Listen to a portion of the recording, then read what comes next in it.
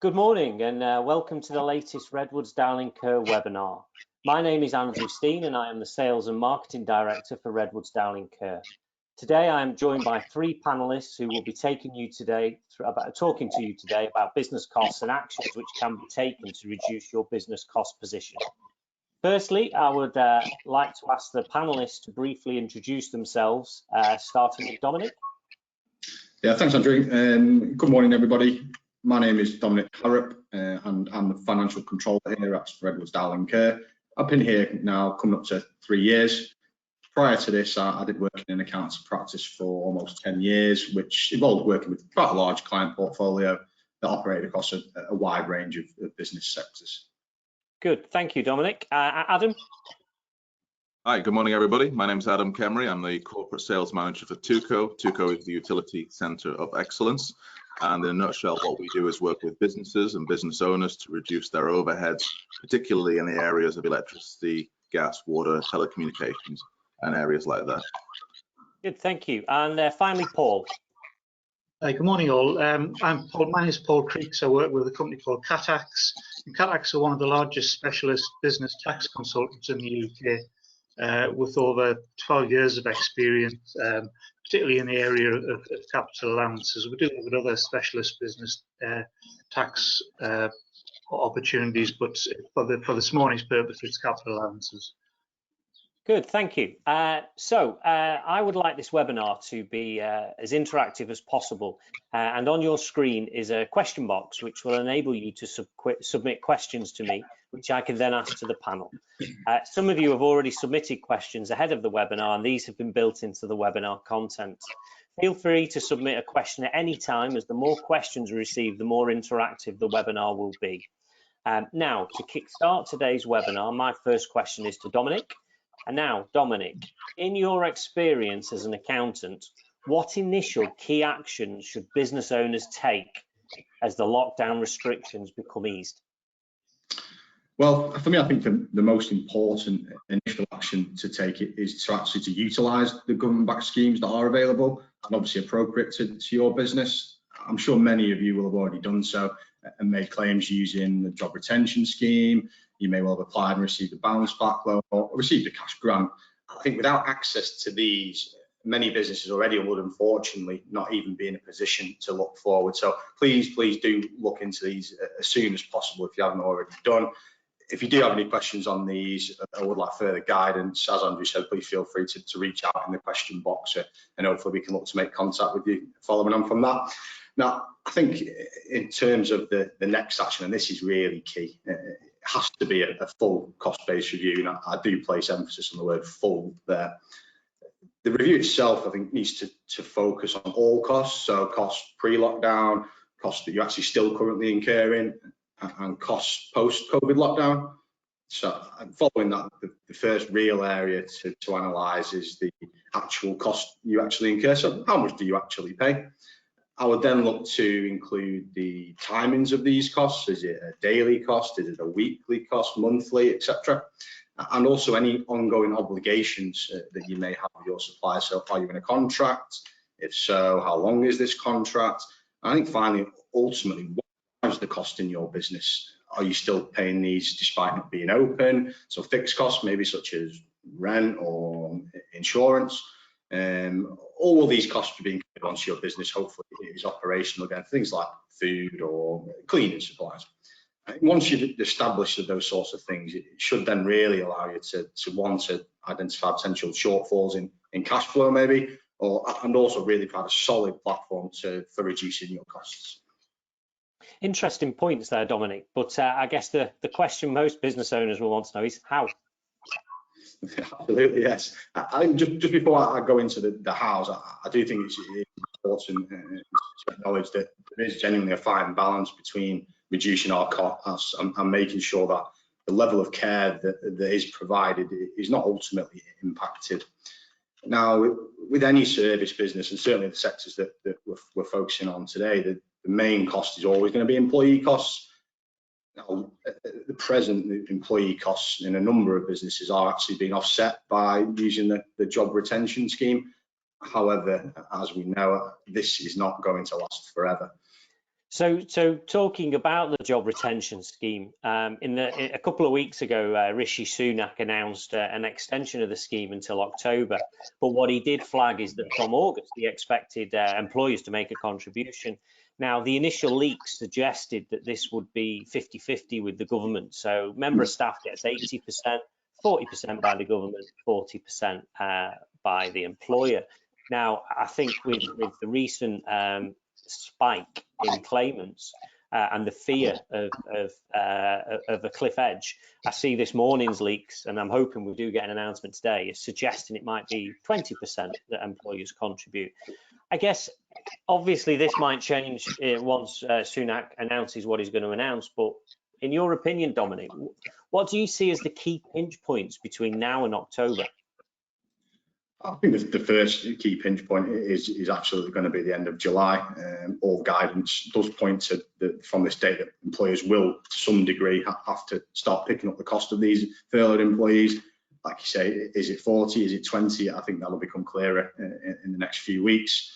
But that certainly is the first point. I think following that, the next sort of pinch point that has to be looked at is the end of October, where ultimately the job retention scheme currently is no longer going to be available.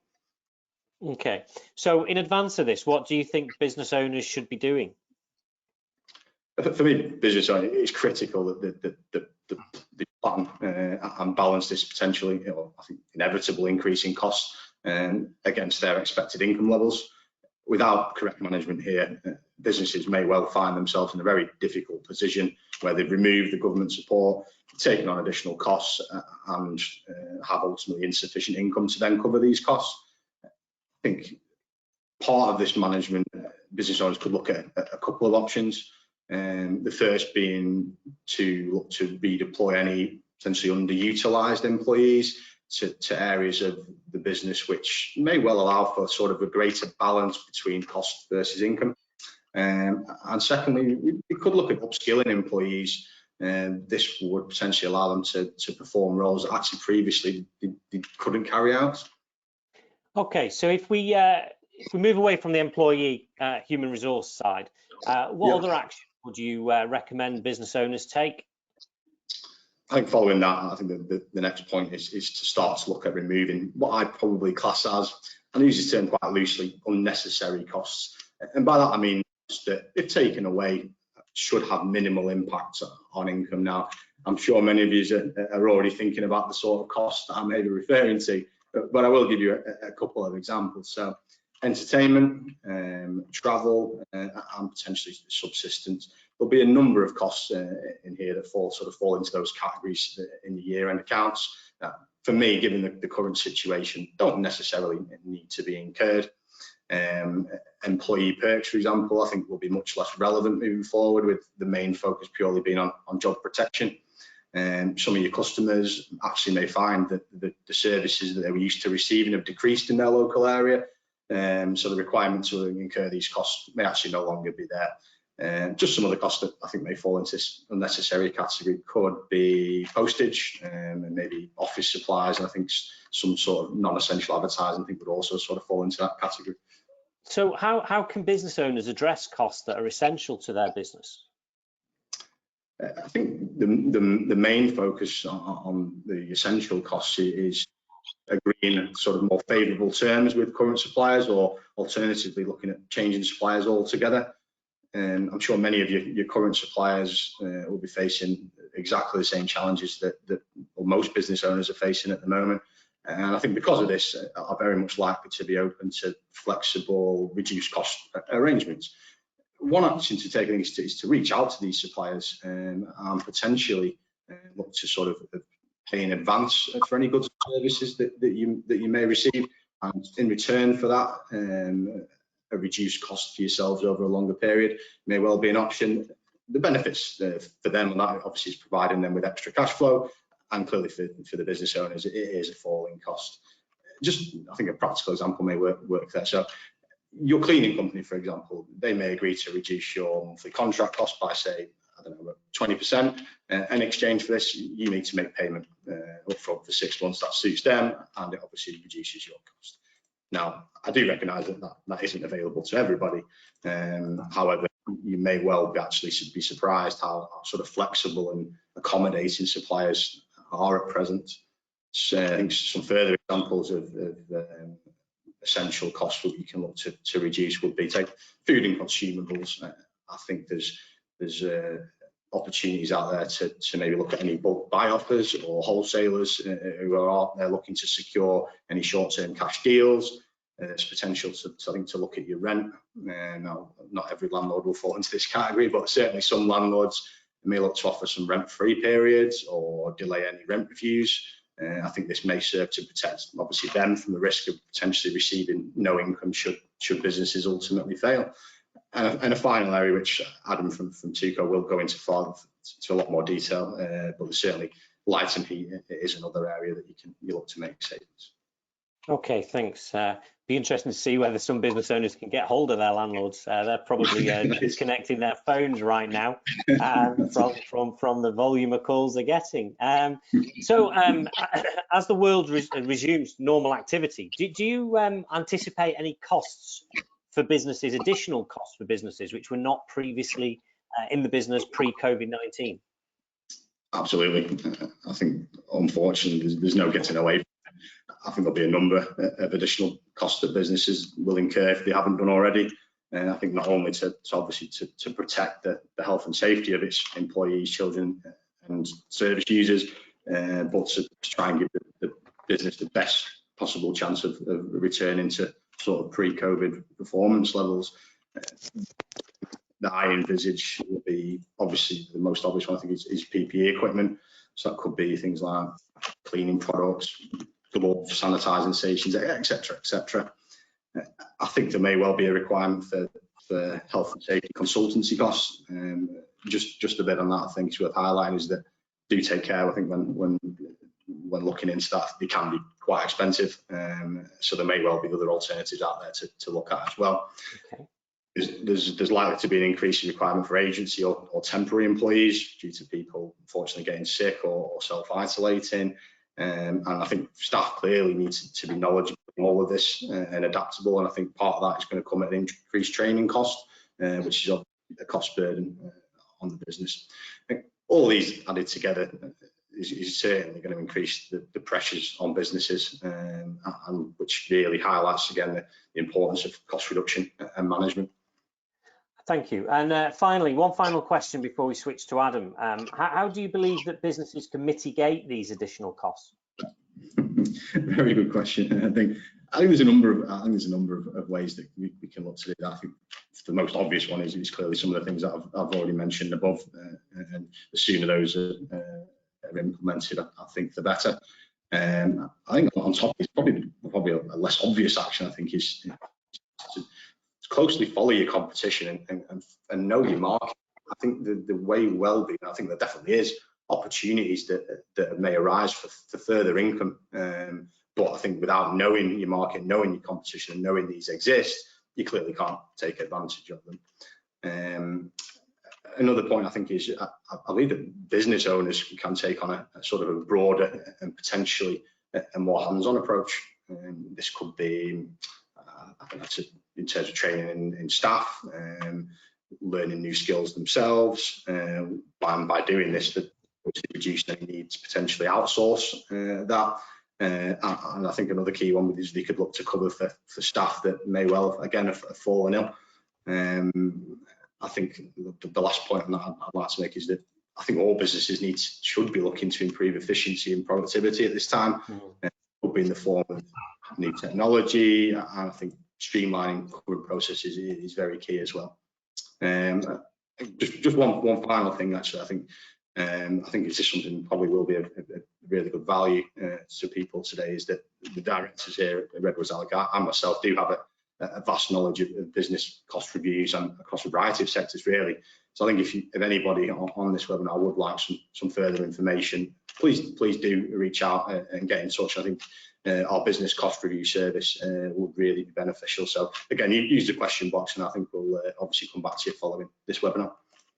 Well, thanks for that, Dominic. Very informative, and congratulations for not saying the phrase "cash is king," which everyone is banding around at the moment. But cash is king, and I think it's really important that business owners make sure that everybody within the business understands this. So, if you're in a childcare business or a healthcare business, watch your debts, watch your payments, understand your parents, understand the private payers, make sure that you are aware of any issues with their employment, with anything that might affect your ability to receive your income, because ultimately businesses run on cash, thrive on cash, and we need to make sure that's protected. So thank you very much for that, Dominic. Okay, now moving to Adam. Adam, hello. Hello. First question for you, nice easy one. So Go on. we've seen in the news recently, and not much sympathy is being applied here, that our friends in the Middle East are suffering quite a bit at the moment as oil has dropped at such a rate that obviously it went negative, and also from a consumer point of view, I think petrol's dropped below £1. Not that anybody's been anywhere apart from the odd trip to Barnard Castle to practice the driving, who will actually experience sub £1 pumps. So how does the current energy market for the consumer in terms of price compare to historic levels? That's a good place to start. If you look at the price of energy since December last year, it's been dropping, gradually. Then in February there was an accelerated drop. Energy prices are tied to oil prices, as you've already mentioned. We don't have any sympathy for them, but that's the reality we're in. In January, the price of oil was around $62. Right now, we're looking at half that.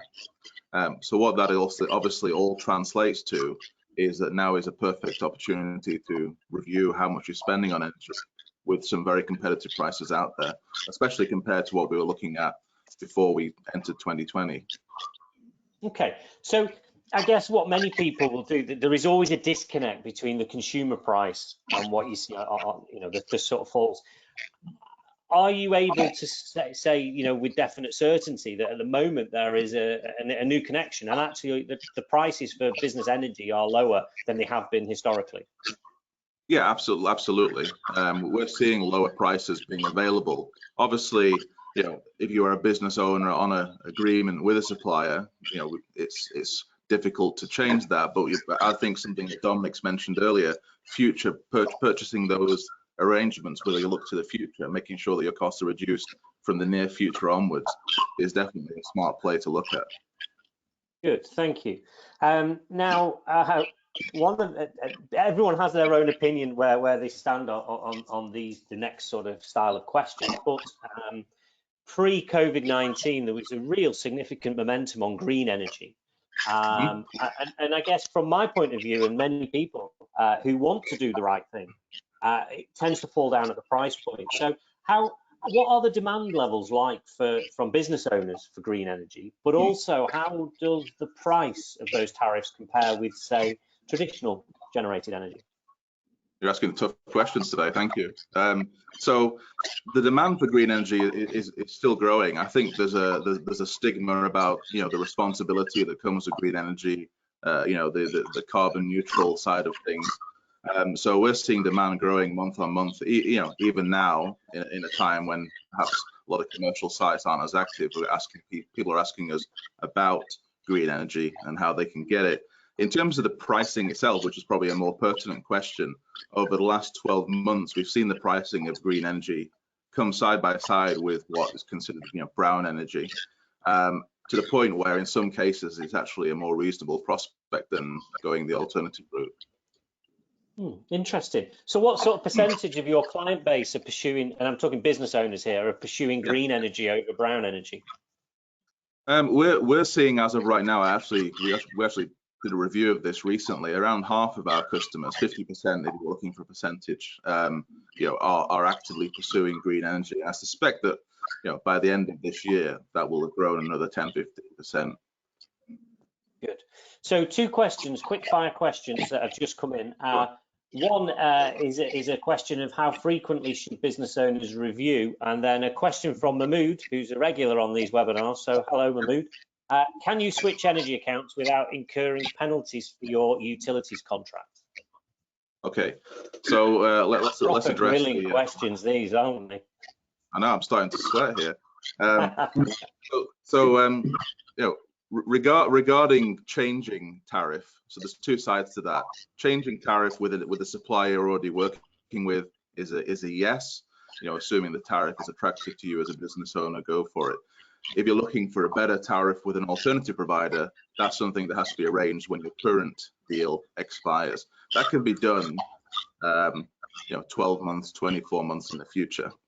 So hopefully, that gives a bit of an understanding into that side of things. So yeah, hopefully that answers my moves. Good. So I think what's the quantum of cost saving? This webinar is about cost saving, and ultimately it's got to be about the bottom line. Our audience predominantly are care home and children's day nursery, healthcare business owners, and many of these own freeholds with significant energy bills. Could you put some meat around the bone and sort of explain what the typical cost savings would be on, say, a single care home and a single day nursery if you say I have someone who is on a 2-year deal 2 years ago with current energy prices? Yeah, that's a good question. What I would say is that if it's an existing business and the renewal window is coming up, there's definitely an opportunity to look at saving, say, 15-25% on your current deal. The worst case scenario is a responsible intermediary should be telling you either you're on the best possible agreement possible out there, in which case you've got peace of mind, or there's some savings to be had. So on a 2-year deal, 3-year deal, 15-25% is quite tangible. If, on the other hand, the better side of it is if you are taking over a business for the first time, and you're taking the keys, so to speak, the savings can be more significant. In some cases, it can be 40% or higher. It really depends on, no two businesses alike, and you need to review it based on its own merit. But that perhaps gives a little bit of an understanding of some of the opportunities out there. You take the past 3 months, either healthcare or childcare. What's the largest cost saving you've delivered for an owner? It's a good job we did our homework then with this question in mind. So in the last month, we actually worked with a care home business. Confidentiality means we can't disclose their specific details, but we managed to arrange a 3-year deal with a supplier, and we saved them £16,000 a year for each year, so a total of around 48,000 savings. There were some key drivers behind that. One of the key drivers was they hadn't changed their supplier for around 8 years. A lot of businesses don't, so their costs incrementally raise without knowing it. I mean, and we understand it's much easier to say, yeah, just sign me up for another 3 years. So 8 years later, they're paying more than they really should have done. The other side, and this is where an intermediary perhaps has a bit of inside knowledge on how the industry works, is that the gas side of their deal was from a supplier who were actually outsourcing to somebody else. So they were paying over and above what they should have been. So those were two key drivers, as well as looking at their core demand hours, how big the businesses were, the sites, and essentially when the demand for the energy is at its peak. So hopefully that gives a little bit of an insight into how these savings are achieved. Okay, thanks for that. I think my final question to you is about the makeup of the industry. So we all know who suppliers are. But you guys are an aggregator, and then there's brokers. So can you just clarify what the difference is between a broker and an aggregator, please? Yeah, an aggregator has more got a big picture view of the industry. They're supplier agnostic. They work with every supplier, whether they're a big high street name or a boutique side of things. They may even have ancillary services that are a benefit to business owners that aren't supplier specific as well. And their job should be to put the customer first, look at their needs, understand their business, and then translate that into cost savings.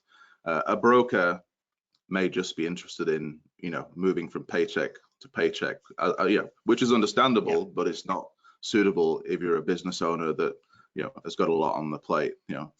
So that without getting too bogged down in the details is perhaps the difference between the two sides of that. Well, thank you. Thank you very much for that. Just a quick reminder before we move on to Paul is a couple of questions have come in, which I've asked already. If you do have any questions that you want to put to the panel, if you could just put them in the question box and then I can factor them in. So, Paul, Crooks, hello.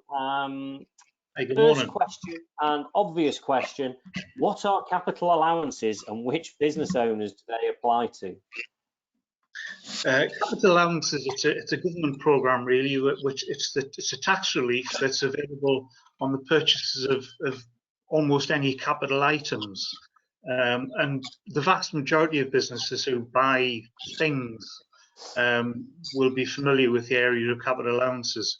And everything from the audience you have today with care homes and the nursery, everything from a new range in the cooker through to new boiler installations, for instance. They all attract capital allowances. Not quite what we look at, but that's the sort of area that we're looking at that capital allowances cover. Okay, so I think one of the interesting things is I saw a YouTube video that you guys posted, and you effectively took the business, turned it upside down, shook everything out, and you said whatever was remaining is capital allowances. Is that correct? It is. There's two areas to this area of the business of capital allowances. One of the most common responses we get when we bring the subject up with business owners is that, well, the accountant looks after that, and to a large extent, in some respects, they're correct, because the accountant will look after the new range and the new boiler because there's an invoice there in front of them that can put directly into the account. The capital allowances that we look at are much less well claimed for, or what's described as the embedded features in the property. So I'm talking about things like the hot water systems, cold water systems, heating, all the electricity, the wiring, the alarm system. All of that can attract capital allowances.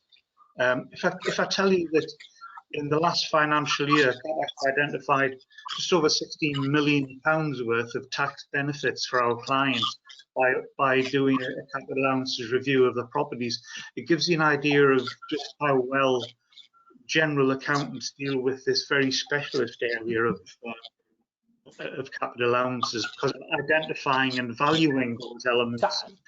How do you go about identifying the qualifying element, though? Well, it's a two-stage process that we carry out. The first is we talk to the business owner and their accountant, because we do work very closely with their accountant on this process, and produce a capital allowances history of the property. So identifying what has been claimed for and when. Now that process is we don't make a charge for that. So I'm going to be a bit controversial and suggest that every property owner should have that, should go for that initial survey, because it costs nothing.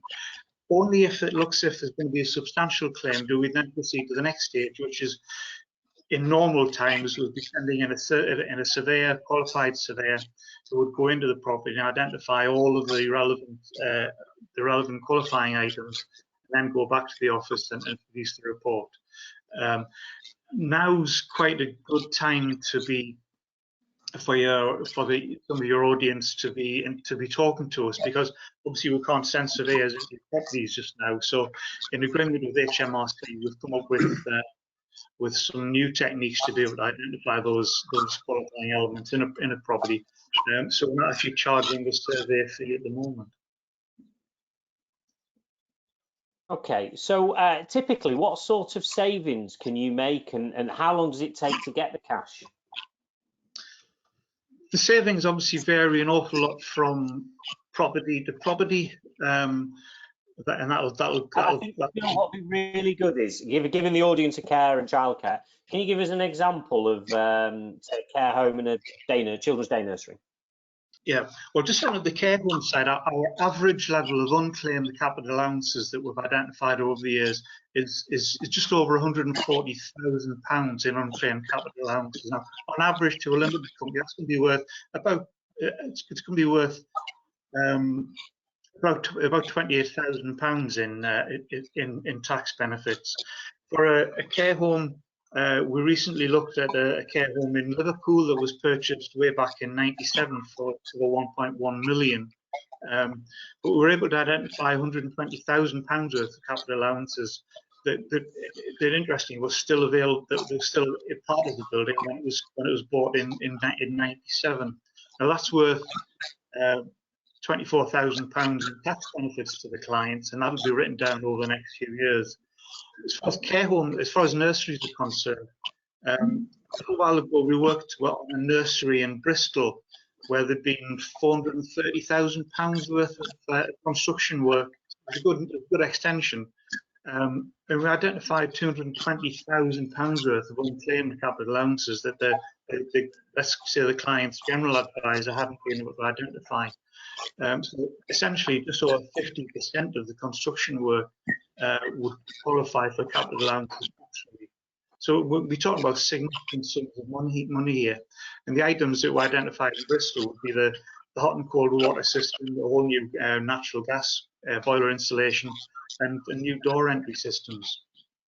Okay, interesting. Dominic, just before I move on, you obviously served in accountancy practice. Would you say that accountants are always fully on board with all the capital allowances?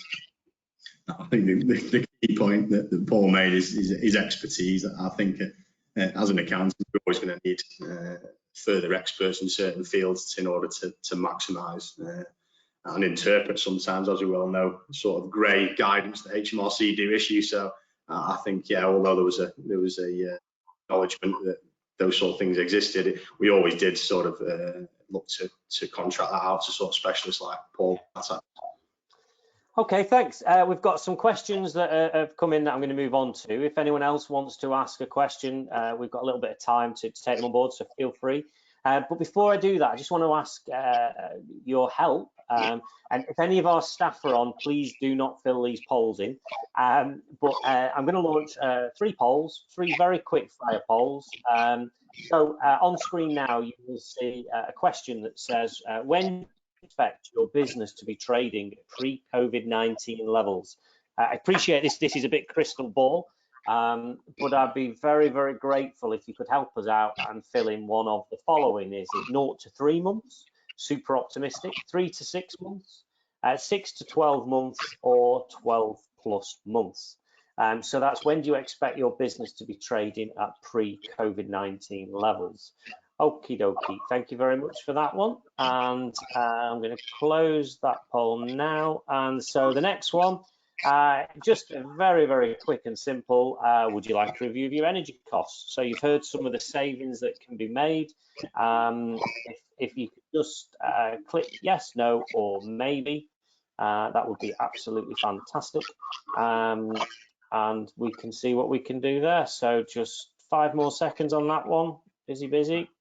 4, 3, 2, 1. Great. Close that one. And one final one from Paul's perspective. Some of you might have just learned about the capital allowances. Do you want to find out more? We've had some questions about this as well. A couple of people are now telling me there's nothing on screen. So what I'll do is I'll drop you guys an email afterwards so that you can fill in. So apologies for that. Seems we might have a couple of little gremlins. But I will pick that up with you guys later. So I'm going to close this one off. Thank you very much. Right, okay, guys, at the ready, we are now on to questions. So one question from Paul. For Paul, what is your record saving and how many years can you go back for claims? The record saving, the biggest capital allowances claim that I'm aware of, a number of years ago, we surveyed a travel lodge that was on the market for 15 million, and we identified £5 million worth of capital allowances in that. Bear in mind, obviously, a company like Travel Lodge, they're going to be using, let's call them world scale accountants. But we identified £5 million in capital allowances. But we can go back as far as we need to. All we do is working with your accountant and the owner and go back as far as we need to look at to identify costs and the values. Good, thank you. And then one from Mahmood again. Are your fees based on percentage of claims successful basis? That's right. If we can't find anything, or it looks as if the vast majority of the capital allowances have already been claimed, then we don't charge a fee. We only charge a fee, and it's a percentage of the capital allowance that are identified. Good, good. Okie dokie. Right, well, that brings us up to the 40-minute mark. I'd like to finish on time, so I'd like to thank Dominic, I'd like to thank Adam, and I'd like to thank Paul. Fantastic. Everyone stay tuned today. Hopefully Rishi Sunak will give us a bit more information, and I appreciate from the childcare perspective, I'll probably listen to the information and then wait 3 weeks before it's put into reverse again. Oh, just one very, very quick question before everyone leaves. I have a question ahead of the webinar from a childcare owner, and very much chicken or egg. Given the national living wage has increased in April, the question was, should they put the fees up or build the occupancy first? So, did a survey with some of our team, the lovely Jenna Caldwell. Her opinion was that you should build your occupancy before you look at the fees. My 2 penneth is, I think there's margin for certain nurseries to increase their fees, but I think you need to understand your client base. So if your nurseries are predominantly private paying parents, and their employment originates with civil service, NHS, teachers, doctors, what you would call secure employment, then and you're in a premium area, then I think you've got an easy in for fee increases, as well as building your occupancy. An alternative thought, which Paul Miller, our CEO, suggested, was that you increase the level of communication with your parents and your staff about the impact to the business, about the focus on rebuilding the business, and possibly with a little bit of a, come September, we will be having to address the fees. And I think that's logical as well. And actually, I think when it comes to September, I think there's more than enough. If you've got certainty of your client base, I think you could put a decent sized fee increase on, because I think there's a lot of understanding out there. We were all enjoying a lovely period in January, February, bit of March. This has come out of nowhere. This has affected everybody. But one of the benefits of this, we're talking more. And I think this, I've certainly seen in the childcare sector more cooperation between nursery owners than ever before. And I think that the recent government guidance has predominantly been driven by the nursery owners for once. So that covers all of our questions. I hope you enjoyed this. Please keep your eye out for future emails as we look to do more webinars. And have a good day all. Thank you very much. Thank you, Andrew. Cheers all. Thank you. Bye now.